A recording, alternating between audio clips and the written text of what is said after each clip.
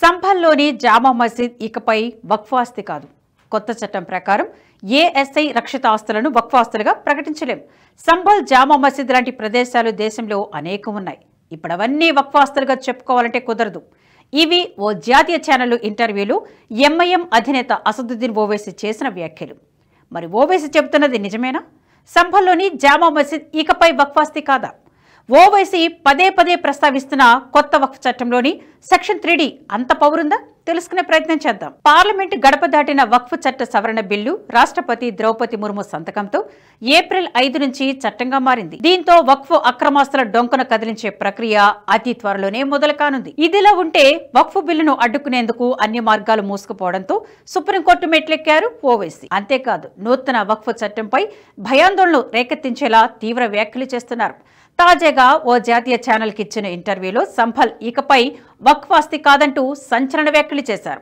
వక్ఫ్ సవరణ చట్టంలోని section 3D ప్రకారం ఆర్కియాలజికల్ సర్వే ఆఫ్ ఇండియా కింద రక్షిత ప్రదేశంగా ప్రకటించబడిన ఆస్తి వక్ఫ్కు చెందదని అన్నారు. ఇందుకోసం రామ జన్మభూమి తీర్పుతో ముడిపెడుతూ కొత్త వివాదాన్ని సృష్టించే ప్రయత్నం చేస్తున్నారు. కొత్త సవరణ చట్టంతో ఏఎస్ఐ పరిధిలోని వక్ఫ్ ఆస్తులని ఐడెంటిటీని కోల్పోతాయని ముస్లిం వర్గాలను భయపెడుతున్నారు. కొత్త వక్ఫ్ సవరణ చట్టంలోని సెక్షన్ 3D ప్రకారం ఆర్కియాలజికల్ సర్వే ఆఫ్ ఇండియా రక్షిత ఆస్తులు అంటే ఏన్షియంట్ మోన్యుమెంట్స్ ప్రిజర్వేషన్ యాక్ట్ 1904 లేదా ancient monuments and archaeological sites and remains act 1958 కింద గుర్తించబడిన ఆస్తులను ఇకపై వక్ఫ్ ఆస్తులుగా ప్రకటించడానికి వీల్లేదు. ఈ విషయంలో అవి ప్రభుత్వ ఆస్తులు కానప్పటికీ కూడా వక్ఫ్ ఆస్తులుగా గుర్తించడానికి వీల్లేదు. అలాగే ప్రభుత్వ ఆస్తులు, గిరిజన ఆస్తులను కూడా వక్ఫ్ ఆస్తులుగా ప్రకటించడానికి కుదరదు. ఇవి కాకుండా నిజంగా వక్ఫ్కు చెందుతాయనుకునే ఆస్తులను నిరభ్యంతరంగా క్లెయిమ్ చేసుకోవచ్చు. అయితే ఈ విషయాన్ని చెప్పకుండా ముస్లిం వర్గాల్లో భయాందోళనలు సృష్టించే ప్రయత్నం చేస్తున్నారు ఓవైసీ. వక్ఫ్ సవరణ చట్టంలో సెక్షన్ 3D ప్రకారం వారసత్వ చట్టాల కింద ఇప్పటికీ ఏఎస్ఐ రక్షిత ఆస్తిగా గుర్తించబడి ఉన్న ఆస్తులను కూడా వక్ఫ్ ఆస్తులుగా క్లెయిమ్ చేసుకోవడానికి వీల్లేదు. ఒకవేళ పాత చట్టం ప్రకారం క్లెయిమ్ చేసుకున్నా ఇప్పుడది రద్దవుతుంది. చారిత్రక కట్టడాల పరిరక్షణ కోసమే కొత్త సవరణ చట్టంలో ఈ మార్పులు తీసుకొచ్చింది కేంద్ర ప్రభుత్వం. ముఖ్యంగా మత ప్రాతిపదికన ఆక్రమించుకున్న ఏఎస్ఐ రక్షిత ఆస్తులకు కొత్త సవరణ చట్టం రక్షణగా నిలుస్తోంది. తద్వారా భారత పురావస్తు, సాంస్కృతిక వారసత్వ కట్టడాలు రక్షించబడతాయి.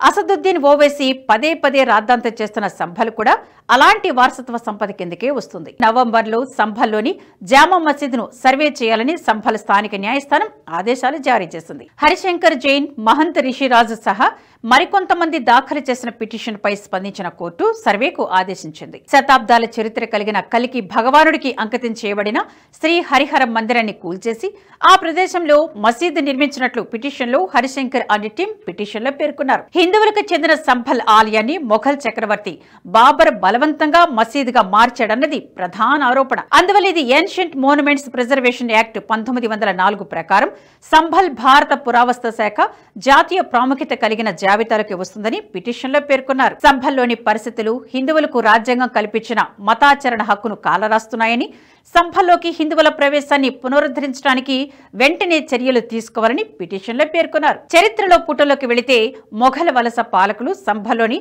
హరిహర ఆలయాన్ని ధ్వంసం చేశారు.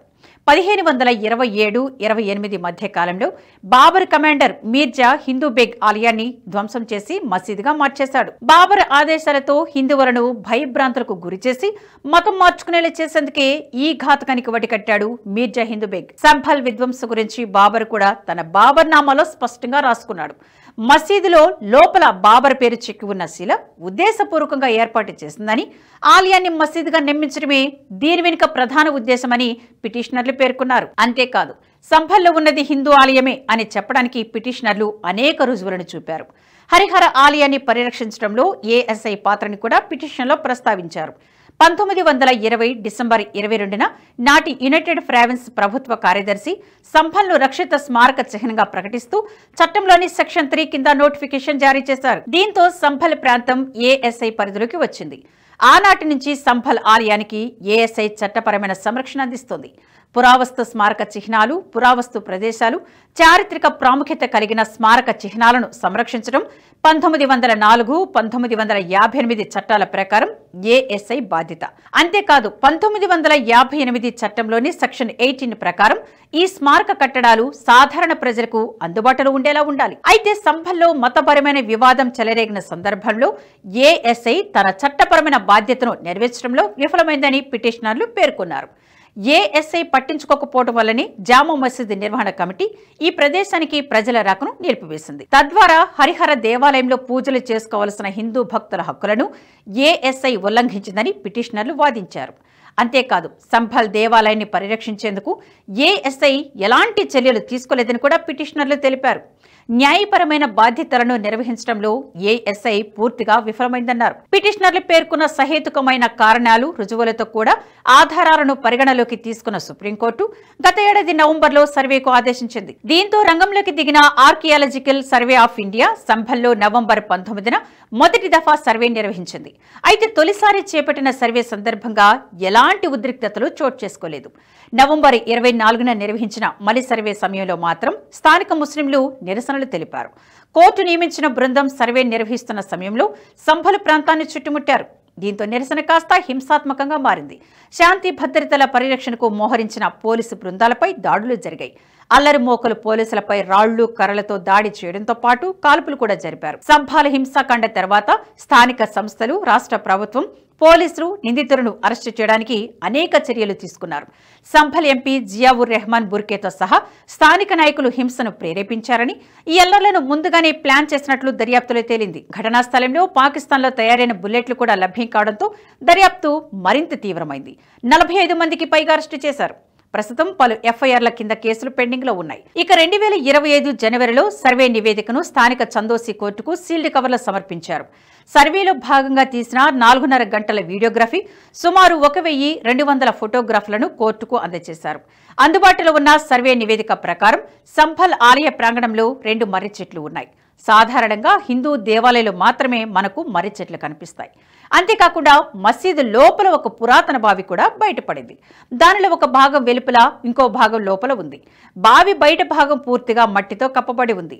తలుపులు, కిటికీలు, గోడలపై వాస్తు శిల్పాలన్నీ హిందూ ఆలయ నిర్మాణాన్ని పోలి ఉన్నాయి. ఆనాటి కాలానికి చెందిన హిందూ దేవాలయాలకు సంబంధించిన ఇలాంటి అనేక ఆనవాళ్లు సంభల్లో ఉన్నట్లు నివేదిక స్పష్టం చేసింది. దీంతో సంభల్లో ఉన్నది ముమ్మాటికి హిందూ దేవాలయమేనని తెలుస్తున్నప్పటికీ ఇది వక్ఫ్ ఆస్తిగా క్లెయిమ్ చేయడంతో చట్టపరంగా నిరూపించడానికి అనేక ఆటంకాలు ఎదురవుతున్నాయి. దేశవ్యాప్తంగా కాలగర్భంలో కలిసిపోతున్న ఇలాంటి ఎన్నో చారిత్రక కట్టడాల పరిరక్షణకు తాజా వక్ఫ్ సవరణ చట్టం మార్గం సుగమం చేసింది. సెక్షన్ 3Dలో మార్పులు ఎందుకు చేయాల్సి వచ్చిందో సంభల్ జామా మసీద్ కేసు స్పష్టంగా తెలియజేస్తుంది. సంభల్ మసీద్ ఇకపై వక్ఫ్ బోర్డుకు చెందదు అంటున్న ఓవైసీ ప్రకటన వక్ఫ్ సవరణ చట్టం లక్ష్యాన్ని చెప్పకనే చెబుతుంది.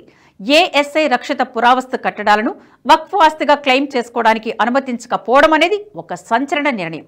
ఇది భారతీయ సాంస్కృతిక వారసత్వ కట్టడాల పునర్వైభవానికి బాటలు వేస్తుందనడంలో ఎలాంటి సందేహం లేదు. మట్టి పొరలో దాగిన భారతీయ వైభవాన్ని వెలుగులోకి తెచ్చేందుకు వక్ఫ్ సవరణ చట్టం ఖచ్చితంగా దోహదపడుతుందంటున్నారు చరిత్రకారులు. ఈ వీడియో మీకు నచ్చినట్టయితే లైక్ చేయండి, 10 మందికి షేర్ చేయండి. అలాగే కామెంట్ల రూపంలో మీ అభిప్రాయాలను మాతో పంచుకోండి. Nationalist hub group of channels ను సబ్స్క్రైబ్ చేసుకుని తెలుగునాట జాతీయవాద జర్నలిజాన్ని ప్రోత్సహించండి. ఈ వీడియో కింద ఉన్న బెల్ ఐకాన్ పై క్లిక్ చేయడం మర్చిపోవద్దు.